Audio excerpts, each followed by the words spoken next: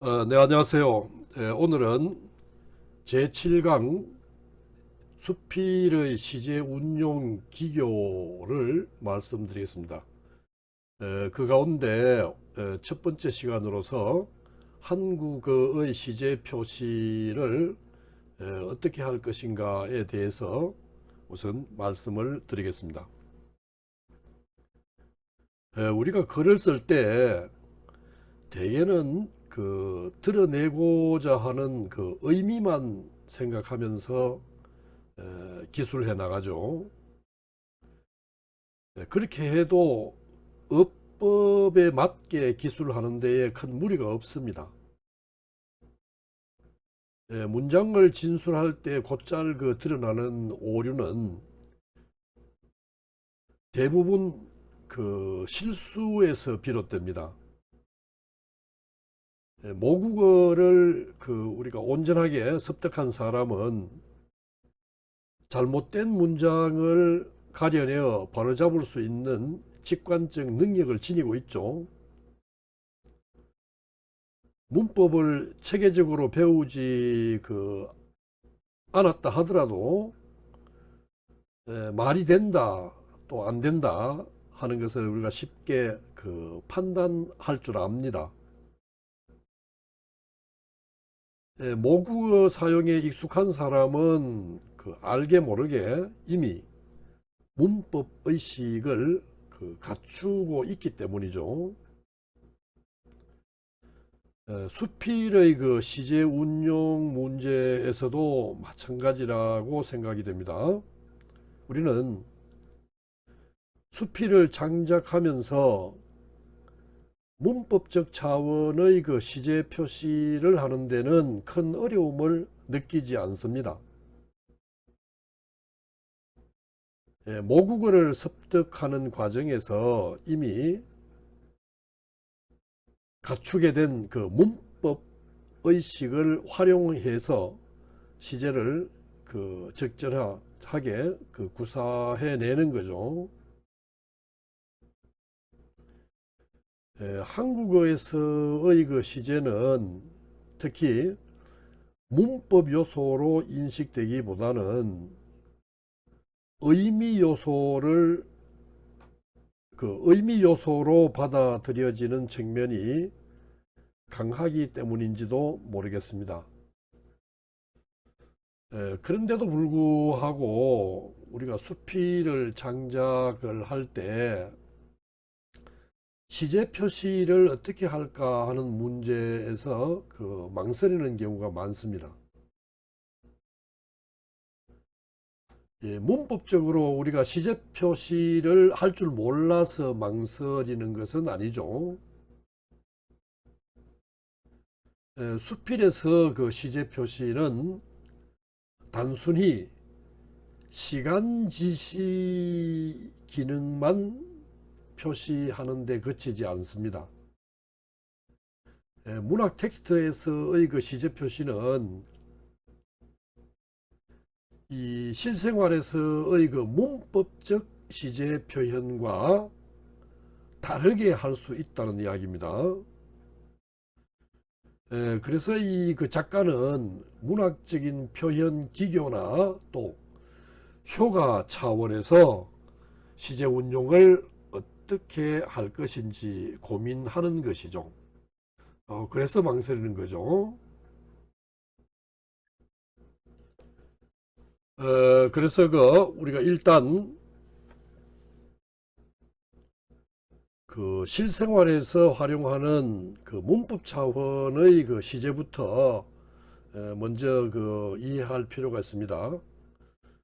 수필의 어떤 시제를 문학적 기교로서 어떻게 할 것인가에 대해서는 차후에 말씀드리고 오늘은 그 문법적인 차원에서 시제 표시를 어떻게 할 것인가 하는 문제를 가지고 요약해서 말씀을 드리겠습니다.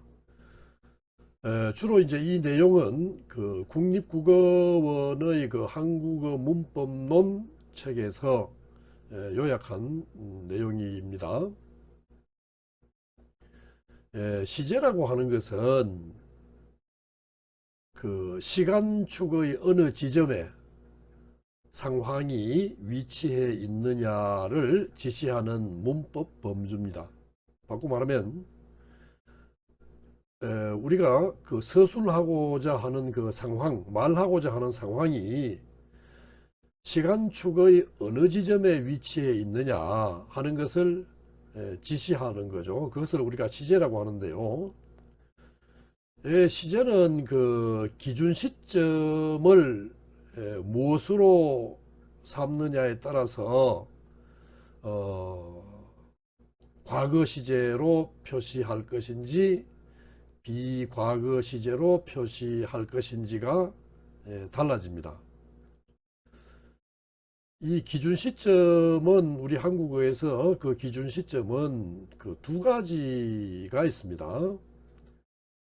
말화 시간을 기준으로, 그러니까 말하는 시간, 말하자면 글 쓰는 시간이죠. 수필에서는 이 발화 시간을 기준으로 어떤 상황 시간, 어떤 상황이 벌어지는 시간의 위치를 표시하기도 하고요. 자, 이런 경우를 우리는 절대 시제라고 합니다.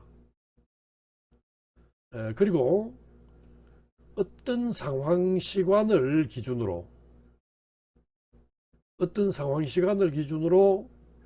또 다른 상황 시간, 또 하나의 어떤 다른 상황 시간의 위치를 표시하는 그런 두 가지 경우로 나누어집니다. 이 경우를 우리는 상대 시제라고 합니다. 문수경이라는 그 분은 한국어의 그 시제 범주를 논하는 그런 그 책에서 시간 부사가 지시하는 그 참조시에 대한 상황시의 위치에 따라서 또 시제가 결정된다는 이야기를 하기도 합니다. 그러나 그 국립국어원 한국어 문법론에서는 그 이 두 가지 기준 시점을 이 두 가지로만 나누어서 이야기를 하고 있습니다. 이제 그렇게 볼 때 과거 시제라고 하는 것은 기준이 되는 그 발화시, 또 기준이 되는 상황시 그 앞의 어떤 지점에 해당 상황이, 그러니까 우리가 말하고자 하는 상황이 존재함을 그 표시하는 것이고요. 그 비과거 시제는 그 기준이 되는 그 발화시나 상황시, 그러니까 발화의 시간이나 상황의 시간, 그 시점, 바로 그 시점에서 그 어떤 상황이 벌어지거나 또는 그 이후의 시점에서 어떤 해당 상황이, 우리가 기술하고자 하는 어떤 해당 상황이 존재함을 표시하는 것이라고 이해하시면 되겠습니다.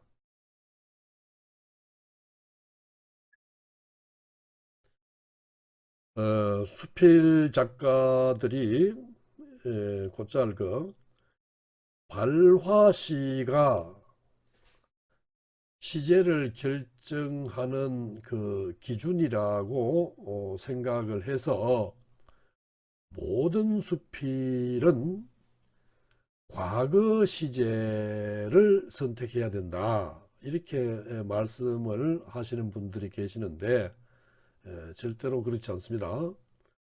발화시가 시제를 결정하는 그 유일한 기준이 되는 것은 아니라는, 절대 시제와 상대 시제에 대해서 좀 더 구체적인 사례를 통해서 말씀드리겠습니다.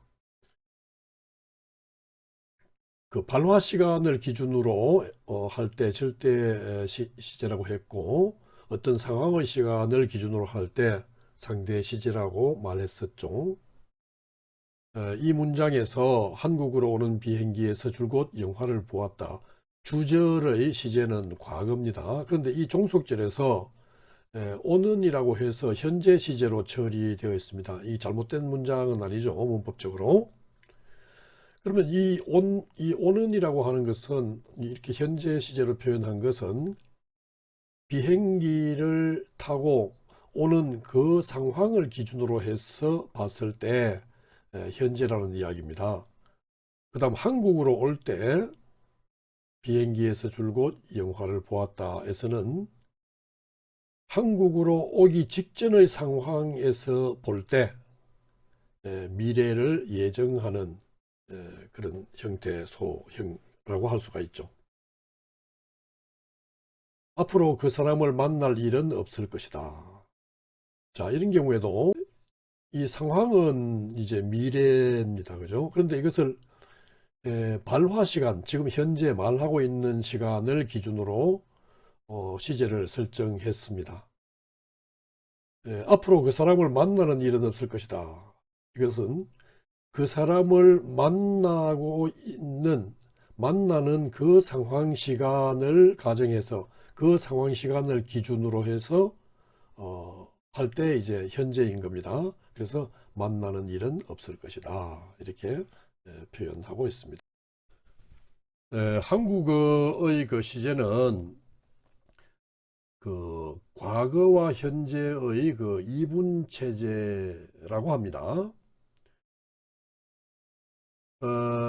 우리가 학교 다닐 때는 또 지금도 학교에서는 그 시제를 과거, 현재, 미래 이렇게 세 가지로 나누고 있습니다. 학교 문법에서는 이렇게 세 가지로 나누는데 그것은 이론상으로 보면은 잘못된 것입니다.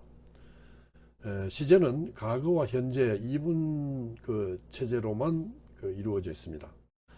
그러면 우리가 이제 그 미래를 표시한다고 생각되는 get은 뭐냐 하면은 이거는 그 시제를 그 표지하는 그 형태소가 아니라 서법을 말하는 것이다 하는 겁니다. 이 서법은 뭐냐 하는 좀 더 전문적인 문제를 알고 싶은 분은 문법 서적을 참고를 해서 더 공부하셔야 될 것입니다.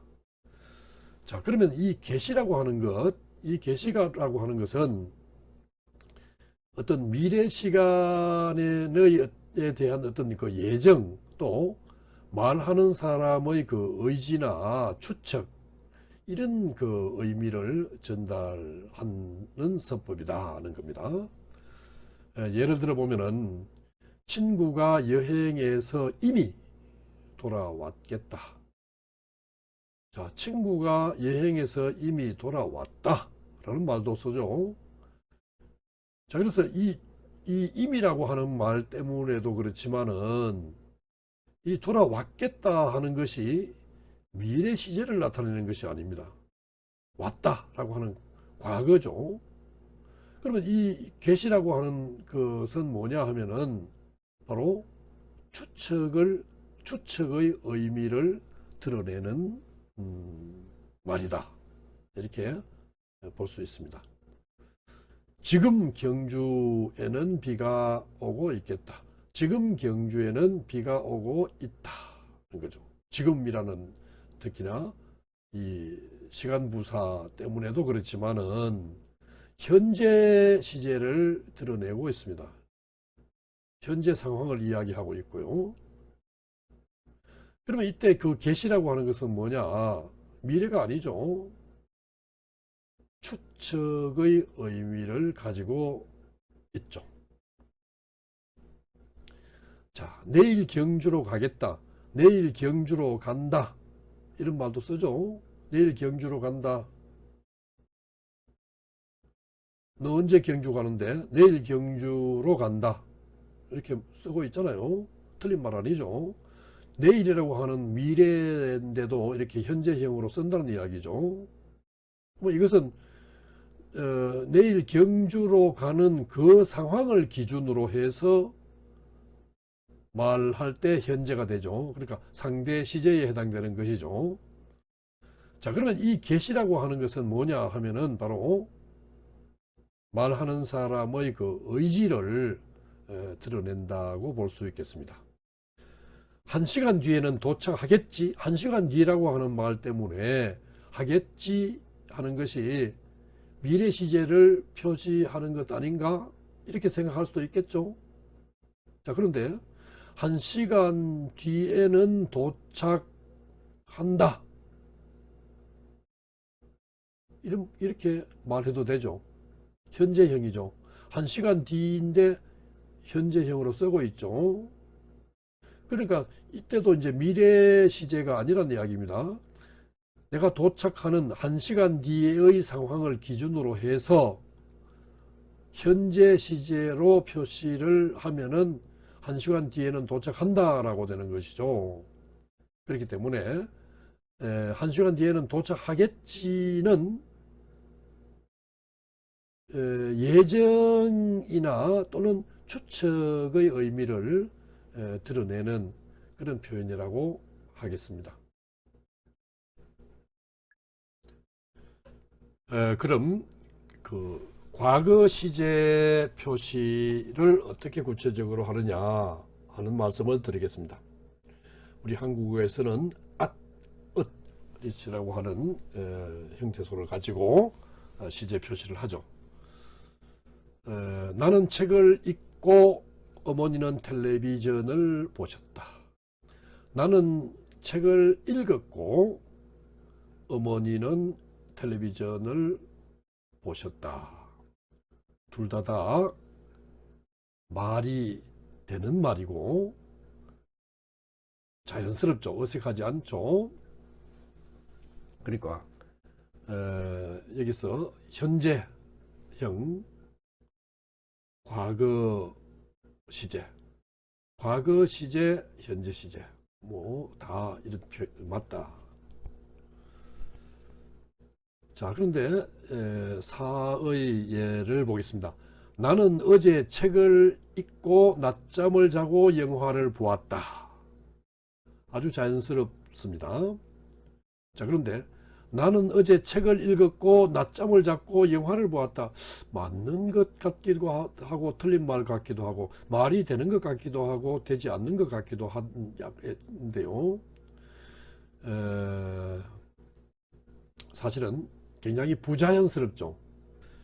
자, 이제 이 그 3의 경우에는 고로 연결된 그런 문장에서 이제 주어가 다릅니다. 이 나와 그 다음에 어머니, 이렇게 주어가 다를 경우에는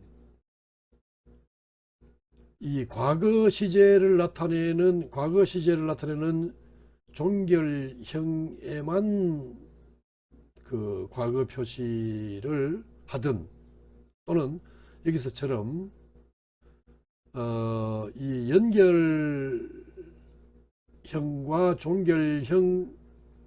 연결형과 이 종결형 모두의 과거 시제 표시를 하든 두 문장 모두 자연스럽다. 그러나 이 4에서와 같이 주어가 지금 여기서는 나라고 하는 주어가 같죠. 이 주어가 같은 경우에는 연결하는 그 연결 의미에서는 과거 시제를 표시하지 않고, 그러니까 이 종결 의미에만 시제 표시를 해주어야 자연스럽다는 겁니다. 자, 그래서 이 부분 명심을 해 주시기 바랍니다. 다시 강조하자면은 주어가 같은 경우에는 마지막 종결 의미에만 시제 표시를 해 준다는 이야기입니다. 과거 시제 표시를 해 준다. 여기서는 그대로 원형 그대로 이 내용이 그 과거인 경우에도 이 앗과 함께 쓰이지 못하는 연결 의미가 있습니다. 뭐 아서, 어서, 다가, 으러, 으려고, 으면서, 을때 등인데요. 배가 고파서 잠이 오지 않았다. 그러니까 지금 여기서 그 종결 의미가 과거죠. 그러니까 배가 고픈 것도 그 내용상으로 과거죠. 그런데 이것을 이 at을 쓰지 못한다는 이야기입니다. 배가 고팠어, 잠이 오지 않았다, 이렇게 하면은 말이 안 되죠. 이렇게 말 쓰는 사람은 없죠. 그래서 이런 뭐 배가 고파서 어머니를 만나러 고향에 갔다. 친구들과 놀면서 밥을 먹었다.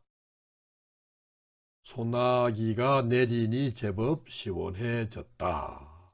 이 전부 다 내용상으로 전부 다 과거입니다. 그래서 종결 의미는 과거 시제 표시를 했습니다. 그러나 이제 그 아서, 뭐 러, 연서, 니 이런 등등에서는 과거 시제 표시를 할 수가 없다 하는 이야기입니다. 그 뭐 하다가 할 때 다가 등의 그 연결 의미는 과거 시제, 그 다음에 현재 시제 모두 표시할 수가 있습니다. 그런데 각각 그 의미가 달라집니다. 자, 여기서 예를 봅시다. 고향에 가다가 친구를 만났다. 고향에 갔다가 친구를 만났다. 둘 다 말이 되죠. 그런데 이 가에서는 고향에 가는 도중에 라는 의미를 지니고 있고, 이 고향에 갔다가 하는 것은 고향에 가서의 의미를 지니고 있습니다. 그래서 의미 차이가 있습니다. 이 시제 표시에 따라서. 관형사형에서도 이제 이 과거 시제는 그 는, 은을 붙여서 표시를 하면 되겠습니다. 과거 시제 관형사형은 이제 그러니까 동사의 어간에다가 니은, 은을 붙이죠. 는 하는 것은 현재 표시를 하는 것이죠. 자, 그래서 어제 읽은 책이, 어제 만난 친구는 뭐 내가 만든 작품 할 때 전부 다 이 관형, 그러니까 동사의 어간에다가 니은, 은을 붙여서 만든 그 관형사형인데, 관형어인데 이 관형어에서의 그 과거 시제를 표시하는 관형사형이죠. 그 다음 두 번째로 이제 현재 시제 표시에 대해서 말씀드리겠습니다. 현재 시제는 종결형과 관형사형에서 표시하는 방법이 다릅니다.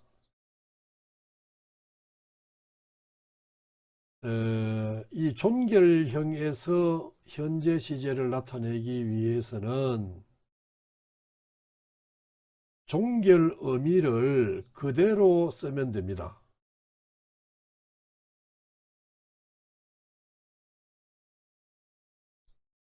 그런데 주로 이제 글에 많이 그 나타나는 이 평서문 현재 시제형은 여기서 보듯이 이 니은이나 는을 붙여서 표시를 하고, 그 다음에 형용사, 이 형용사나 또는 명사 플러스 이다의 경우에는 어떤 특정 형태소가 실현되지 않습니다. 그러니까 무슨 말이냐 하면은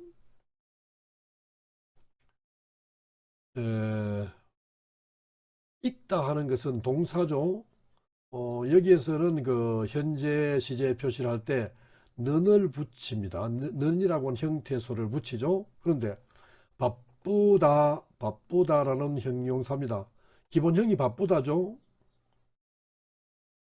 그러면 이 기본형이 바쁘다, 그냥 그 형용사는 그대로 형태소 표시하지, 형태소를 그 현재를 나타내는 형태소를 실현하지 않고 기본형 그대로 쓴다 이 말입니다.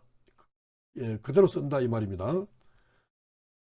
요즘 나는 매우 바쁜다 이런 말을 쓰지 않습니까?